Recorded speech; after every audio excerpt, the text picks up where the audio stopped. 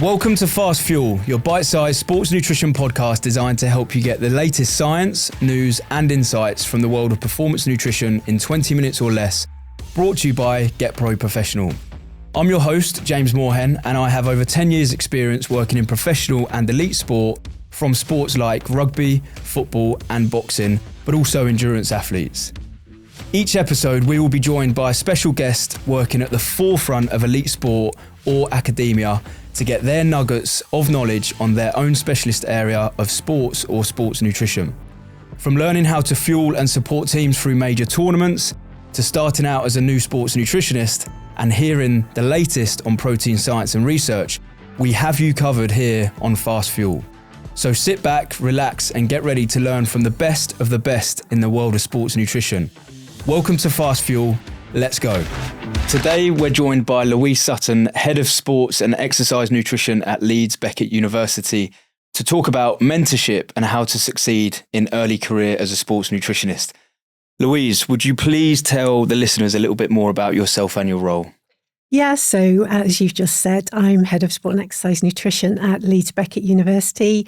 That means I'm in a very fortunate position to lead a large team of academics, researchers, applied practitioners and PhD students that are working across a range of sports, but principally football, rugby, cricket, netball, athletics, and more recently, dance.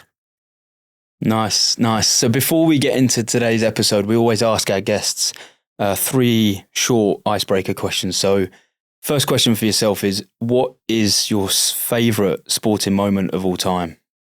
Oh, wow. As a former athlete, that would have to be Super Saturday from the London 2012 Games, 4th of August, where Jess Ennis won the heptathlon, beating her own British record. Greg Rutherford was the first British man to win gold in the long jump since 1964, and Mo Farah won the 10,000 metres. So, yeah, I wasn't fortunate enough to be there for that event, but I was in the same stadium in 2017 when Mo Farah won the 10,000 metres again at the World Athletics Championships, and the buzz in the stadium was fantastic. So to have had that 3 times over would have been fantastic for the people that were there. Yeah, it really was a Super Saturday. I remember that vividly. You mentioned former athlete. Can you tell us a little bit more about that? Yeah, so I, in my youth, was a heptathlete. That was my sport that I was involved in.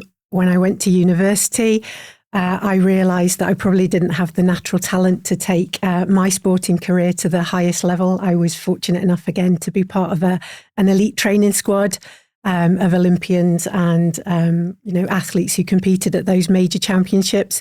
But I realised I didn't have that natural talent to take me there. So I started to think about how I could stay connected with elite sport in different ways. Superb. Second question, a meal that you could not live without? Fresh pasta with simple tomato and basil sauce and some form of protein, probably fish, salmon or tuna. And the final question is, as a child, what did you want to be when you grew up?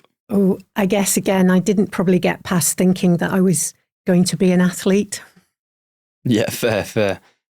So look, we're going to dive in today regarding mentorship and how to succeed early in your career. So the first question here then is what do you think the biggest challenges are to sports nutritionists at the moment who are just starting out in their career? I mean, I think over the last 25 to 30 years, we've seen lots of changes in the education and employment landscape in sport and exercise nutrition. There's certainly more academic programs out there now to prepare people for entering that field, and there's many more jobs out there. However, it's still a very competitive environment. And I think if you're going into those elite and high performance environments, they can be tricky landscapes to navigate as well, particularly for someone in their early career, and particularly if you're doing that in a position where you're operating alone.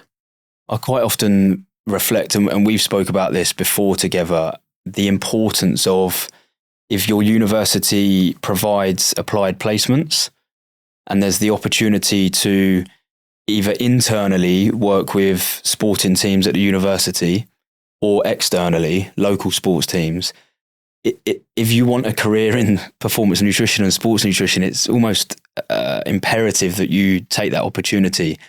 But also the importance of if the university doesn't provide that doesn't then mean that you can't go and get the experience at the local boxing club or the local rugby club. And I mean, what's your views on that as an academic, where you might have students that graduate and then present the issue of, well, I haven't got the experience and I'm struggling here. Yeah, I mean, again, because we know quite often in our field that people are willing to provide those opportunities to gain that experience, but maybe not pay someone along the way to kind of do that as well. So that's a challenge for us, I think, in our industry as well. And again, I would always encourage graduates and even students who are seeking to gain that experience is they need to be not there just providing a service if they're not there getting mentored and supported and developed alongside that as well. So I would always be encouraging them to ask the question around, where is my mentorship? Where is my supervision when I'm, coming and providing these services within your environment? Yeah. And you touched on it, really important there in terms of the role of mentors, in particular to the early career sports nutritionist. Like, how important is that mentor? Did you have a mentor? Do you still have a mentor? And I mean, I've certainly got views on who mentored me and who still does mentor me, probably doesn't realise he does, but it's an important one, isn't it? Yeah, I think we can all benefit from mentorship and supervision at whatever stage we're at in our career journey. And I think that changes over time in terms of the type of mentorship and the type of supervision you might need as your career develops. And again, I think your peer mentorship network can be, and peer supervision network can be can equally be important. And maybe that's where you and I are at in our career now. But in those early stages, I think it can be invaluable to somebody's developing the skills and more about developing the confidence. And I think as well about safeguarding themselves as well. I think there's a key role around sort of health and well-being of early career practitioners that we also need to be mindful of. Some of the environments they can be going and working in are high pressured environments. And I think as well, if your early career, you maybe are less willing or able maybe to recognize where your development needs are in the role that you have. And, you might not feel like you have a safe space to kind of share that as well in terms of what you perceive to be, maybe some of the areas that you need support with. It can be a competitive environment where you might not want to maybe share that. Yeah, the areas of competency essentially is, that is directly where the sport and exercise nutrition register comes to hand, doesn't it? Because what a brilliant way to understand where you currently sit aligned with that competency, work out the evidence that you can provide with case study examples. And, this is what I've done in the applied sport, or this is what I've done at academia. But importantly, okay, these are the gaps. These are the gaps that I need to work on, or I need support and guidance with. And I think, that is where that competency framework is gold. It's absolutely gold for any practitioner who's developing through their career to identify the areas that they need to work on. A question that I'd love to ask you is, in terms of mentors, what would be your advice to students or early career practitioners listening to this in terms of how to seek a mentor? Like, what's the best process to go through there? Yeah, I guess, what we don't have, unfortunately, is a database of recognised mentors and supervisors that,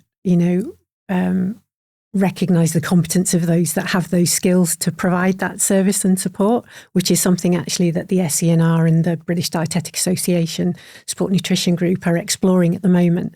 So I guess it makes it tricky to identify who might be an appropriate mentor or supervisor, but some, I guess, simple guidance would be around obviously seeking out someone that you deem to be competent and experienced in the field, somebody who, again, is aware of different kind of learning styles and can adapt to kind of support that.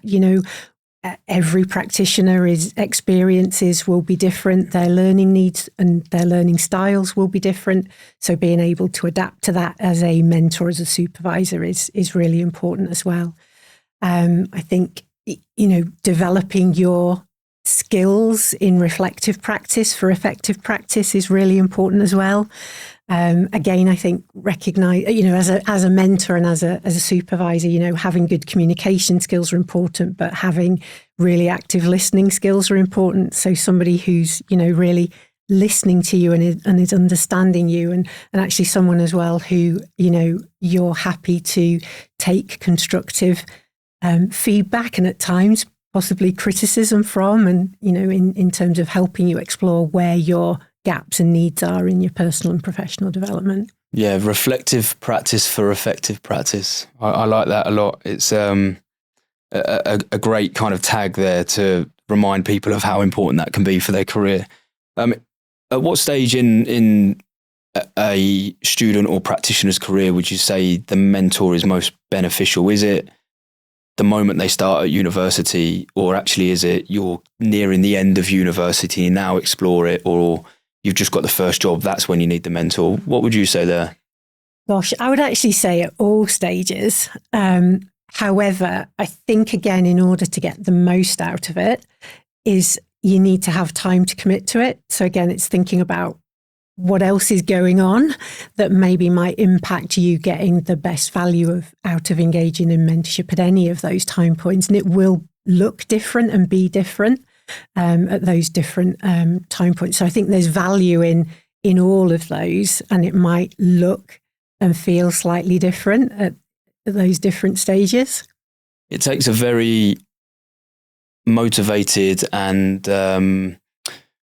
goal-setted practitioner, doesn't it, to identify in the first year of university, I probably need a mentor to help me navigate through my career. So I wonder how many will listen to this episode and probably regret not having a mentor earlier on in their career, and how important that could be. And I guess just my views and my opinions on that mentor: if you are a student at academia or studying at academia, you've got the university relationships. By default, you normally have that personal tutor, which can be a mentor to some degree.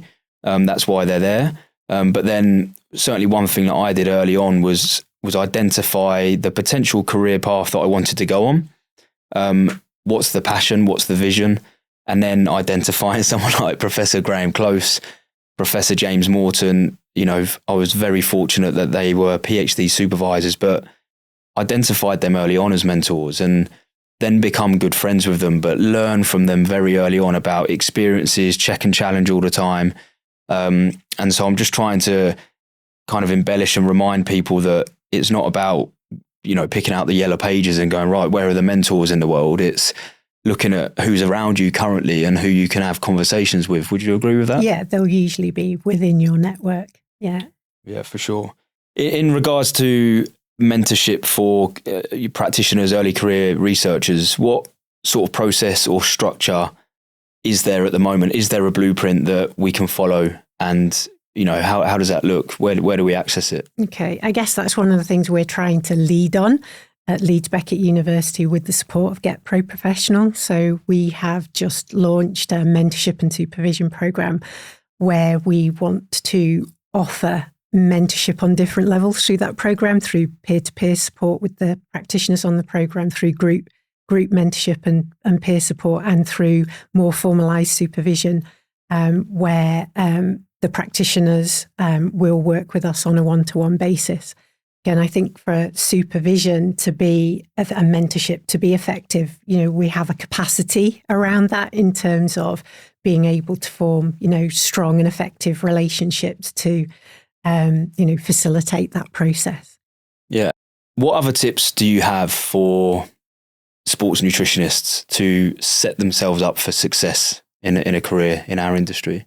I mean, I think, developing your network is important in that, but it's not just about the amount of people that are in your network, but the quality of the people in your network. So a bit like you referred to in terms of your reference to James and Graham, they were people who could have a significant impact in your professional development early on in your career. So seeking out, I think, people in that network who can support your kind of career progression. Again, engaging in relevant CPD events, volunteering with your professional body, offering to kind of present at networking events, using social media, connecting through those channels. Again, if you make connections, follow up on those connections, keep those individuals within your network. Yeah, and one thing I would say here in terms of my experience is that you know, extroverts, introverts. Some people naturally are quite happy to pick up the phone, go up to somebody random at a conference and introduce themselves. Some people that doesn't come natural in terms of their normal character domain, but I think what you've articulated there is really important. You've got to go to the events, like you've got to be present, and naturally those conversations will happen over the coffee breaks. And that is where you build the network. And we've spoke with Ollie and we spoke with Mike Naylor, and a common theme that's coming through with the performance nutrition industry is the willingness to share, the openness to help each other out and support each other with guidance, or this is the strategy that I've used before that worked. Have you thought about this? And I think in our industry, we do that quite well. Would you agree with that as kind of nutritionists, where we're quite open to sharing? Yeah, I would say that. I would say that's not always been the case, James, particularly when I got into the industry probably 25 years ago. So it's really pleasing that things are moving and we are creating those opportunities now for sure, and people being willing to kind of share, because again, sport's a competitive environment, right? So like there might be a natural tendency not to share. So it's great that we are moving in that direction, because that wasn't how I found it when I first entered this field. Yeah, interesting. And do you feel that now that it is changing? Yeah, definitely. And again, I guess I've been passionate about providing, opportunities for young and upcoming practitioners to kind of learn and develop, partly because of the experiences I guess I had entering this field. Yeah. Louise, through your career, you would have seen some very good academic students that arguably could have gone on and had a great career. And then you've probably seen others that maybe weren't the most academic, but have gone on to have a great career. And I guess what I'm trying to tease out here is what are the character traits that you see in people that go on and do very well? What is it that they have naturally and possess? Yeah, they have very good communication skills. They can build rapport easily with other people, the athletes and the practitioners as well around them that they work with. So yeah, having solid communication skills and being able to, our job is predicated on talking to people and eliciting information from them. If we can't draw out key information from the athletes and clients that we work with, then we're not really going to understand what their nutritional needs or priorities are. So developing really sound and effective communication skills, I think, is key. And how do they do that, students at academics? Well, personally, I don't think we spend enough time on that in academic programs in sport and exercise nutrition. Practicing that, it takes time, it takes practice. So, we might touch on that very briefly in an academic program, but students can go away and practice that on their friends and on their family and just get comfortable kind of interviewing and teasing out information from someone else. So yeah, I do think it's something that we could and should spend more time on in our academic programs. Yeah, and I'd just like to say there, to probably protect and support the academic institute a little bit here, is that sometimes the onus has to be on you as a student to recognise that if that's a key fundamental criteria of being a successful practitioner working in elite sport is communication, which I 100% agree with, is then how do you get practice from that at the university, but also offering the mentor, offering your personal tutor, offering the professor at the university something back. And I mean, I used to absolutely love putting my hand up and getting involved with PhD projects at the university. I think I've had 12 muscle biopsies taken. I used to give blood. I used to sit in the sauna and sweat. But that was amazing because I learned so much about what it involved to be a PhD student. the intricacies of running studies and being participants and the ethics and signing consent forms. So I think as students, there is an onus on us as students at universities to make the most of it, but also offer in return. And I think putting your hand up for research projects is a great starting point. And again, I think I would say that those are the students who do go on and carve out, successful careers for themselves. They've been the ones that have been willing to put themselves up there and out there, and take any opportunities that had any extracurricular opportunity that's available to them. They generally are the ones that are going to go on and do good things. Yeah. So Louise, just as we begin to draw this interview to a close, what would be your final top 3 tips for anybody that wants to succeed in their career? Seek out mentorship and supervision, develop your reflective practice skills, and be clear about what your goals are and the path that you want to take, and keep checking in with yourself as to where you are on that path. Amazing. Louise, I've reflected on this. Reflective practice is effective practice. And I've certainly took a lot from this, and listening to yourself here has been very, very valuable. So I hope any early career nutritionist will take notes from this episode and put it into practice. That was amazing. Thank you so much. Thank you.